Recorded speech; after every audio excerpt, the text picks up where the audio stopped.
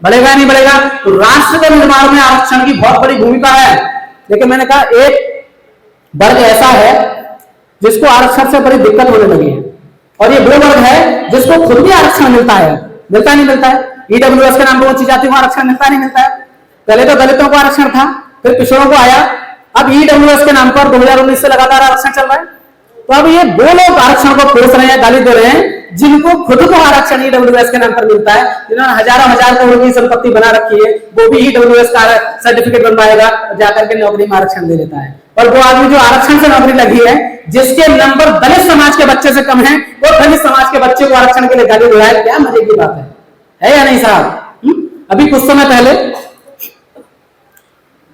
पहले पेपर हुआ और एएनएम की जो भर्ती निकलती है, जो सरकारी नर्स होती हैं, उनकी भर्ती हुई साहब। तो उसमें जब भर्ती हुई तो आप देखें, जनरल समाज जो ऊंची जाति के लोग हैं उनकी मेरिट लगी, उसके बाद ईडब्ल्यूएस जो मैंने कहा सुदामा कोटा वाले लोग हैं उनकी नौकरी लगी, उसके बाद पिछड़े समाज के लोग हैं उनकी एक मेरिट लगी, और दलित समाज के लोग उनकी मेरिट लगी।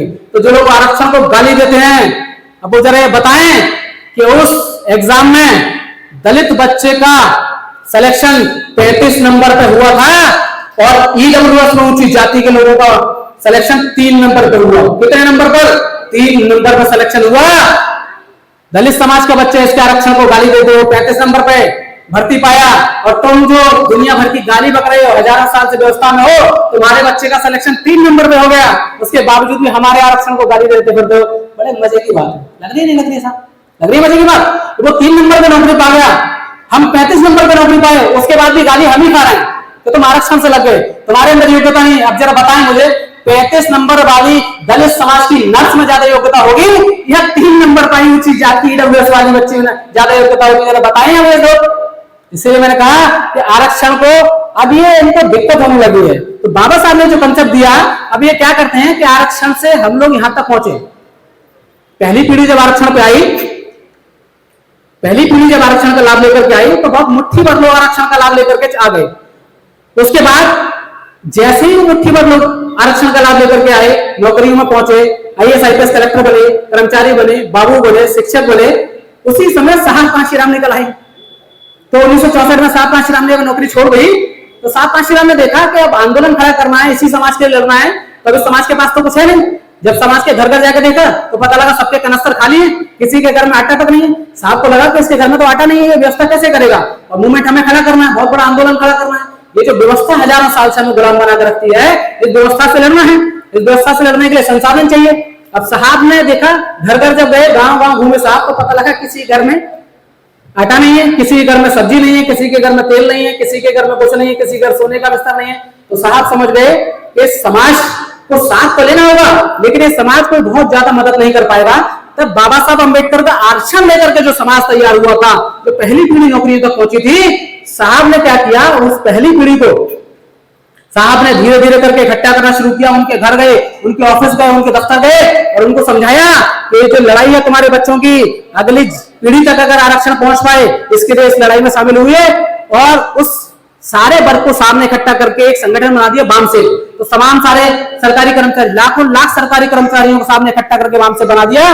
और जब वामसेल बन गया, उसके बाद बहुजन समाज पार्टी बनी, और बहुजन समाज पार्टी ने 1995 में सरकार चलाई, 97 में सरकार चलाई, 2002 में सरकार चलाई, 2007 में पूरे बहुमत से सरकार चलाई। तो जब हम लोग सरकार में आए, तब इनको ऐसा लगा कि वो व्यक्ति जो अभी कुछ साल पहले मेरे जूते के बराबर बैठने की हैसियत नहीं रखता था, वो व्यक्ति आरक्षण पा करके नौकरी लग गई, उनको इकट्ठा करके एक व्यक्ति पार्टी बना दिया, और उस पार्टी से सरकार बना लिए। और जब मायावती जब निकलती थी, तो ऊंची जाति के लोगों के घर के दरवाजे लग जाते थे। ये था या नहीं था? ये आरक्षण की वजह से हुआ। तो अब इनको ये लगने लगा कि आरक्षण की वजह से दलित समाज के लोग जो कभी हमारे पैर के जूते की धूल के बराबर नहीं थे, वो दलित समाज के लोग आरक्षण की वजह से, नौकरी की वजह से हमारे सर पर बैठ गए। ऐसा नहीं था। दलित समाज के लोगों ने कभी भी उस व्यवस्था के खिलाफ नहीं गए। बहन जी ने अब सरकार चलाई, उस सरकार में मैंने कहा कि तमाम सारे ब्राह्मण समाज के लोग, क्षत्रिय समाज के लोग मंत्री बने थे, विधायक बने थे, सांसद भी बने थे। लेकिन उन लोगों को जो व्यवस्था बना करके रखते हैं, जिन्होंने कहा कि हम सबसे ऊपर हैं वर्ण व्यवस्था में, जाति में मैं सबसे ऊपर हूं, ब्राह्मण ने कह दिया। वर्ण व्यवस्था में मनुस्मृति में लिखा ब्राह्मणों ने वर्णानाम ब्राह्मणाय गुरुवा, अर्थात वर्ण व्यवस्था में ब्राह्मण गुरु होगा, श्रेष्ठ होगा, मैं श्रेष्ठ हूं। उसके बाद बहुत चालाकी से धीरे धीरे करके इन्हें एक परत बनाई, लेयर बनाई। बाबा साहब ने कहा कि अगर ब्राह्मण चाहता तो ये कह देता कि वर्णा नाम ब्राह्मणा गुरुवा, अर्थात मैं श्रेष्ठ हूं, तुम बाकी सब अपना देख लो। लेकिन उसने ऐसा नहीं किया। उसने किया कि सबसे ऊपर ब्राह्मण खुद को बनाया, उसके नीचे फिर क्षत्रिय को बनाया, उसके नीचे वैश्य को बनाया, उसके नीचे शूद्र को रखा, उसके नीचे अछूत यानी दलितों को रखा। बाबा साहब ने कहा कि पिछले 2000 साल के इतिहास में सम्राट अशोक के जाने के बाद इस समाज ने हजारों हजार साल से शोषण सहा, लेकिन इस समाज ने कभी कोई क्रांति नहीं की। बाबा साहब ने कहा कि कोई क्रांति क्यों नहीं हो पाई? ये समाज दिन रात मार सहता है, शोषण सहता है, बहन बेटियों के साथ अत्याचार सहता है, इसकी रोजी रोटी तक की व्यवस्था इन लोगों ने छीन ली, उसके बावजूद भी क्रांति क्यों नहीं करता है? बाबा साहब इसको लेकर के बड़े चिंतित थे। तो बाबा साहब ने जब गहराई से अध्ययन किया तो लिखा कि क्रांति क्यों नहीं करता है। तो बाबा साहब ने कहा कि ये जो व्यवस्था बनाई गई है, इस व्यवस्था में जो परतबद्ध जो असमानता है, यानी कि ग्रेडेड लेयर जो है, उसने कहा कि ये व्यवस्था क्रांति करने से रोक होती है। बाबा साहब ने कहा कैसे? तो बाबा साहब ने कहा कि अगर क्षत्रिय समाज के लोग ब्राह्मण के खिलाफ अगर कोई क्रांति करना चाहें तो नीचे के वैश्य, शूद्र और अछूत उनका साथ नहीं देंगे। क्यों? क्योंकि वो उनसे नीचे है, उनके साथ उनका तालमेल नहीं है। अब वो कह रहे हैं कि जो वैश्य है तीसरे नंबर वाला, वो क्षत्रिय यानी ठाकुर के खिलाफ और पंडित के खिलाफ अगर वो क्रांति करना चाहे तो उसके नीचे वाले शूद्र और अछूत उसका साथ नहीं देंगे, क्योंकि उनके साथ उनका उठना बैठना, रोटी बेटी, खाने पीने का व्यवहार नहीं है। बाबा साहब ने कहा कि शूद्र अगर उनके खिलाफ क्रांति करना चाहे तो बाकी के ऊपर के जो वर्ग हैं उनमें से क्षत्रिय वैश्य उनका साथ नहीं देगा, अछूत उनका साथ नहीं देंगे। और ने कहा कि अछूत अगर क्रांति करना चाहेगा तो ऊपर का कोई वर्ग उसका साथ नहीं देगा। ये व्यवस्था हजारों साल से चली आई। इसीलिए बाबा साहब ने कहा कि इतना शोषण सहने के बावजूद भी समाज ने कभी कोई क्रांति नहीं की इस व्यवस्था के प्रति। जिस व्यवस्था ने दलित और पिछड़े समाज की मां और बहनों को नंगा करके घुमाया, एक तरीके से बिना कपड़ों के घुमाया, उस समाज के खिलाफ भी इसने कभी कोई क्रांति नहीं की, क्योंकि जाति व्यवस्था क्रांति की इजाजत नहीं देती। उसके बावजूद बाबा साहब ने क्या किया? सबको संगठित किया। उसी कॉन्सेप्ट पे मान्यवर काशीराम ने सबको संगठित किया और आरक्षण जो दिया गया था उससे जो लोग पढ़ लिख करके आगे आए, नौकरी में आए, बिना नौकरी वाले डॉक्टर भी बने, स्कॉलरशिप बने, पीएचडी होल्डर भी हो, उन सारे लोगों को लेकर के साहब ने समझा दी अपनी बात कि हजारों साल की जो गुलामी है वो तभी दूर होगी जब सारे लोग मिलकर के इकट्ठा होकर के उसका विरोध करेंगे और राजनीतिक रूप से अपनी ताकत पैदा कर लेंगे और सरकारें चलाएंगे, तब जाकर के व्यवस्था खत्म होगी। तो साहब ने सरकार चलाई, हमने 4 बार सरकार चला ली। उसके बाद जब से सरकार गई है, आप देखो, जब से सरकार गई है 2012 से, उसके बाद शोषण कितना बढ़ गया है दलितों का, पिछड़ों का। ये आप देख रहे हैं, पिछड़ों का अगर पिछड़ा समाज का व्यक्ति अगर भागवत पढ़ा दे तो सर उसका मोड़ दिया जाता, नहीं मोड़ दिया जाता, बताएं। और ये बड़े कमाल की बात है। यादव समाज जो ये कहता है कि हम श्री कृष्ण के वंशज हैं, श्री कृष्ण भी यादव यदुकुल में पैदा हुए तो उनके वंशज हमें, उनके बेटे हम हुए, उनके बेटों को, यानी कि एक बेटे को अपने बाप की कथा करने पर उसका सर मोड़ दिया। यह व्यवस्था है नहीं मोड़ दिया। बेटा अपनी बाप की कथा कर रहा है, उसका ब्राह्मण वास्तव को पता नहीं है। मैं यादव हूं, मेरे बाप श्री कृष्ण हुए, यादव कहते हैं। और एक बेटा अगर अपने बाप की कथा करने चला गया तो उसका सर मोड़ दिया, उसके सर पर पेशाब किया या नहीं किया? क्योंकि ये व्यवस्था चाहती है कि तुम अगर यादव हो तो सिर्फ भैंस चराने का काम करोगे, तुम अगर चमार हो तो चकड़ा उधेड़ने का काम करोगे, तुम अगर धोबी हो तो कपड़ा धोने का काम करोगे, तुम अगर लोहार हो तो लोहा पीटने का काम करोगे। जो जाति तुम्हें दी गई है तुम पढ़ लो, कोई दिक्कत नहीं है, लेकिन जो जाति तुम्हें दी गई है वो जाति के हिसाब से काम करोगे। बाबा साहब अम्बेडकर का जब गांधी से टकराव चल रहा था, वैचारिक टकराव, तो बाबा साहब ने कहा कि गांधी जी आप मेरी बात से सहमत क्यों नहीं हो रहे? तो गांधी जी ने कहा कि तुम हिंदू धर्म को तोड़ना चाह रहे हो। बाबा साहब ने कहा कैसे तोड़ना चाह रहे हैं बताइए?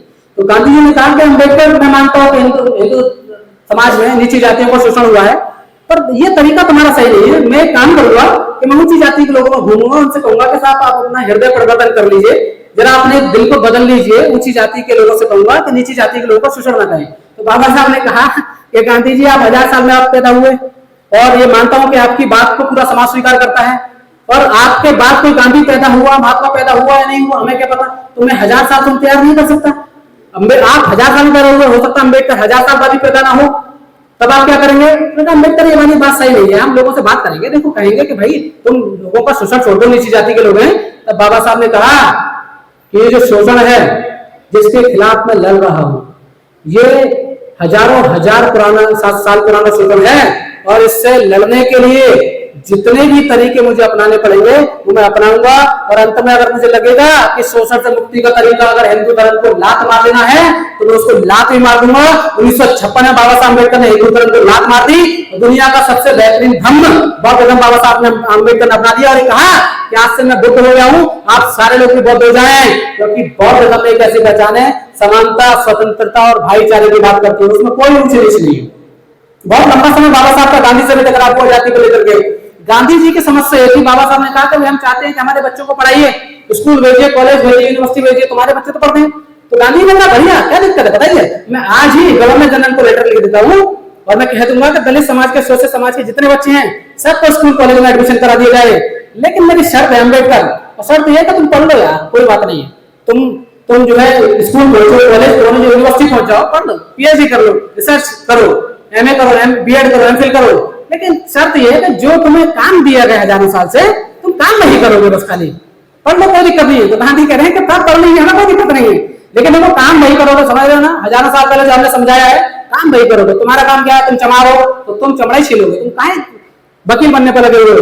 तब बाबा साहब अम्बेडकर ने जवाब दिया गांधी को, उसका जवाब आज तक गांधी के अनुयायी आज तक नहीं दे पाए। बाबा साहब ने कहा कि अगर आप इतना ही जाति व्यवस्था भरोसा रखते हैं और ये मानते हैं तो जो व्यक्ति को जो काम दिया गया है, जिस समाज में उसका उठना बैठना शादी होगी उससे उसी से करेगा, तो आप मुझे जवाब दें, आप बनिया समाज में हैं, आप ना ब्राह्मण हैं ना क्षत्रिय हैं, तब आपने, आपके बेटे ने ऊंची जाति यानी पंडित की लड़की शादी कैसे कर लिया, मुझे बताएं।